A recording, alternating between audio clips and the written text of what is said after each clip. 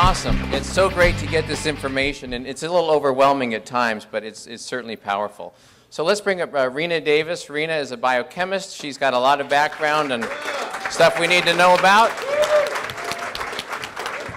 Yep, right there is good. I was going to put you on the outside, then it'd be like the dating game, but I guess we won't do that. Dr. Norwood. Dr. Norwood is a surgeon and an ER doctor. And a good friend of mine and yours, Javier, our compliance officer. Javier, come on up. Yeah, your friend and mine.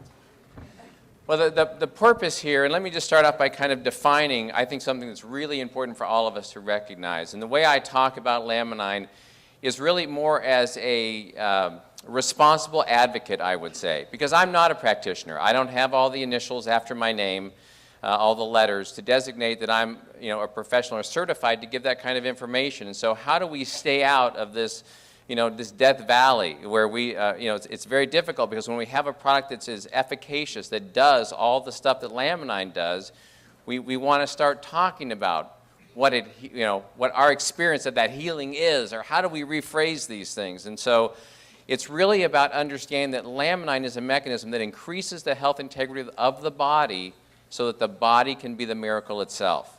And learning how to create a dialogue around that, I think, is really valuable. So one of I'd like to pose, I have a series of questions really for everyone here, and I'd like to start off actually with you, Dr. Norwood, because and I want you to talk a little bit, before we get into the responsible advocacy, which we're going to kind of weave around this conversation. You talked the other day, we were filming a PBS special, which is kind of neat. We're going to have something for people to talk about our product here in the near future, which is very exciting. But you talked about the body's ability to heal, or the healing mechanism, and what the body's capable of doing. And I think we're still we're still in awe. But maybe you could talk a little bit about that. Well, I think we were created by our Creator with tremendous healing capacities within our body. When I started out in medicine 48 years ago, the main emphasis was doing something to fix things. And of course, I was a surgeon. I would go in and try to fix things. The more I got into it, the more I realized that many times in our attempt to fix things, we were actually doing more harm than good. And now the tendency is to continue doing things to what I think is override the body's healing systems. And when we keep giving drugs, these drugs have the effect of actually dampening the healing process. And so I like to say that the healing process is kind of like letting your body take care of itself.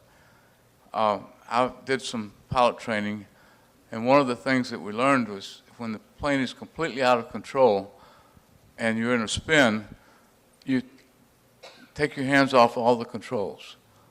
And the plane is designed to fly, and it will actually correct itself, and then you can take back the controls.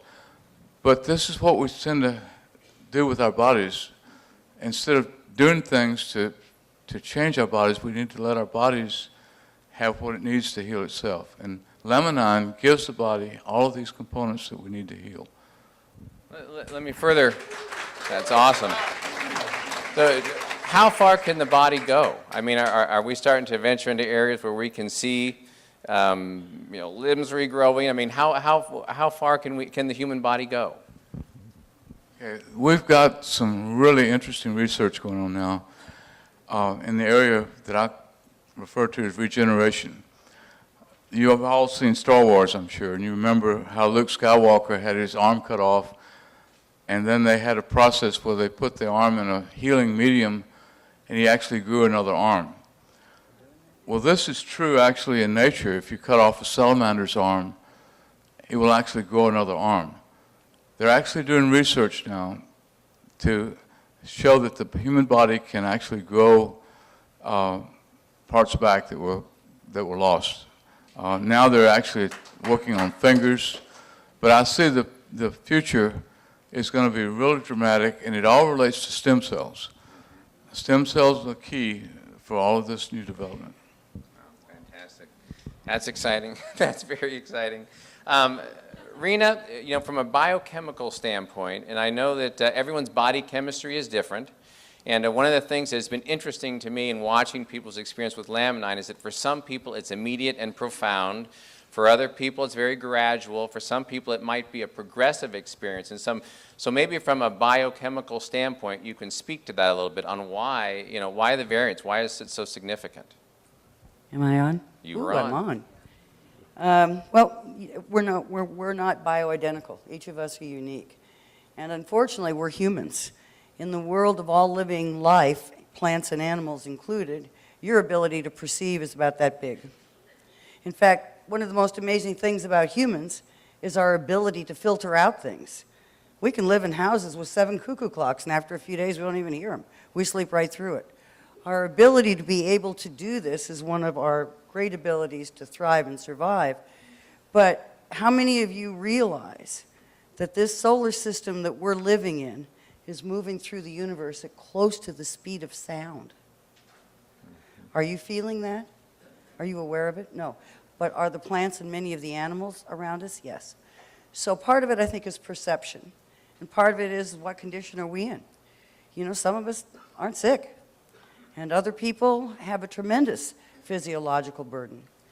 So the way I explain it to my clients is imagine that you're a 1-ton truck. And if you're half sick, you're half loaded, and you hit a 30% incline, and by golly, you're going to pop out of 5th into 4th and 4th into 3rd, and every time you're going to pour on the gas to get the load over the hill.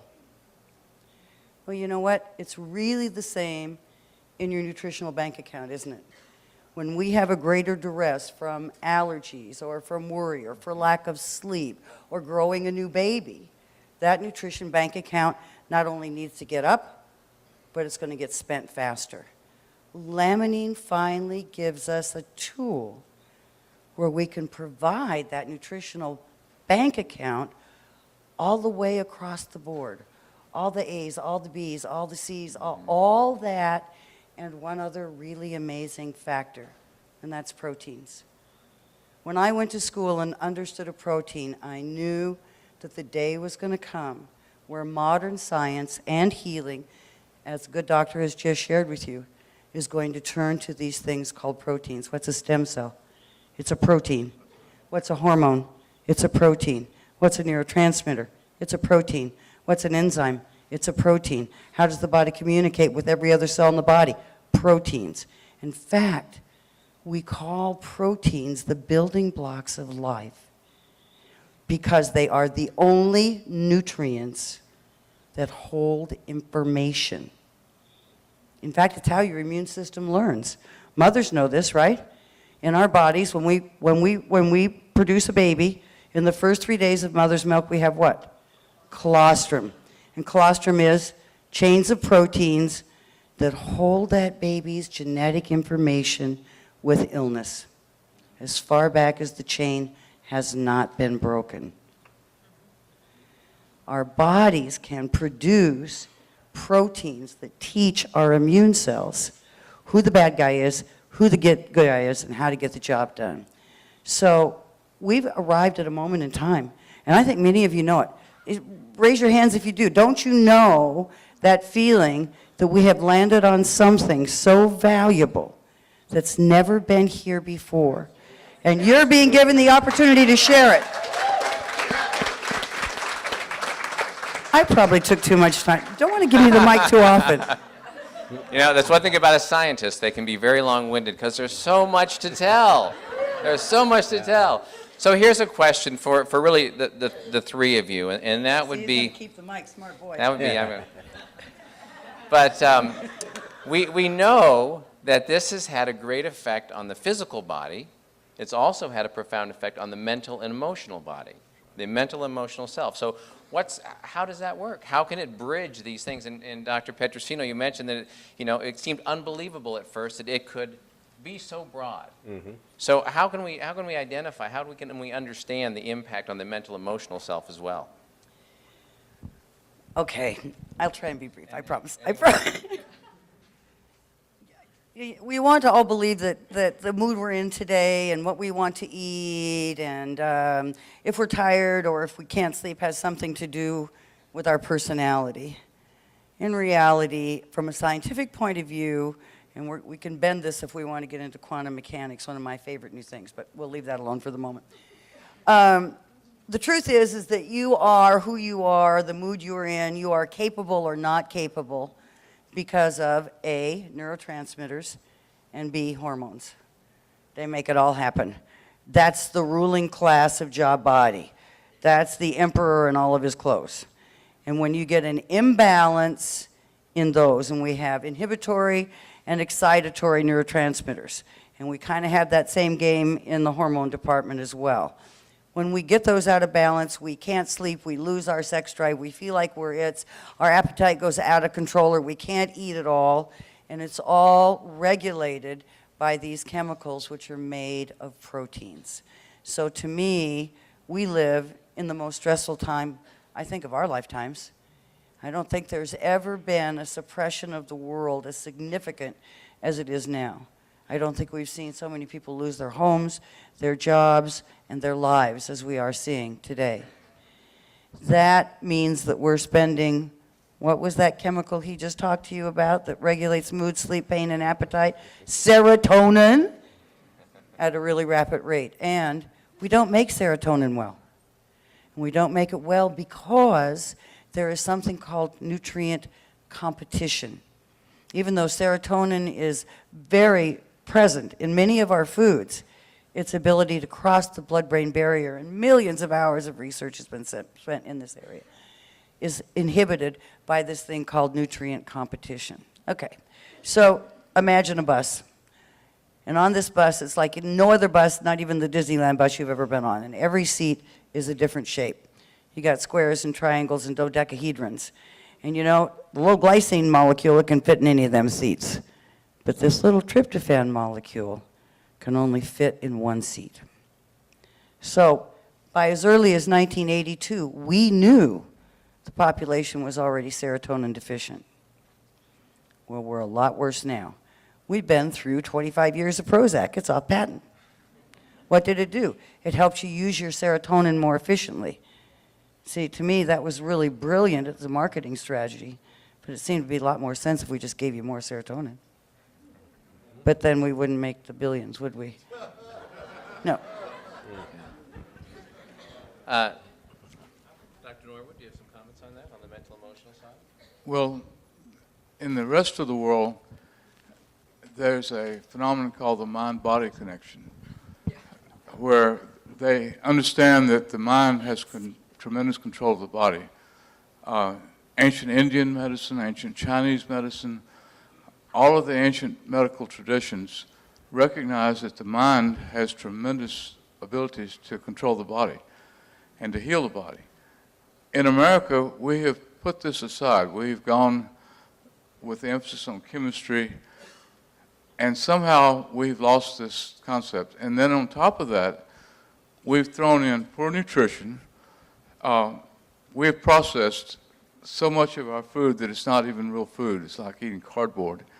And then we've thrown that, on top of that, all the stress that we're confronted with. I mean, you can't turn on the TV without your stress level starting to go up. And you go to a movie and they blow up everything, that's just stress. And all of that affects this mind-body connection. And one of the things we have to remember is the balance between the sympathetic and the parasympathetic. And we're living in the sympathetic. It's like we're confronting saber-toothed tigers every day. Whereas the healing process occurs when we're in the parasympathetic phase. And I think that's one of the key things that Laminine does, is help put us into that parasympathetic phase. And I could go on for a lot more. I know you can. Well, one of the things, we talked about this the other day, and that is that we are inundated with TV and sound bites, and that we've collapsed. Everyone's given the idea that we can make things happen in a 30-minute TV show. We go from, we lose 100 pounds in 30 minutes. Right. We get well over a very short period of time because of how it's projected to us in the media. So it's a journey. Is health not a journey? It's definitely a journey. So, And it takes time. yeah, it does take time. Let's shift gears here just a little bit because I want to talk.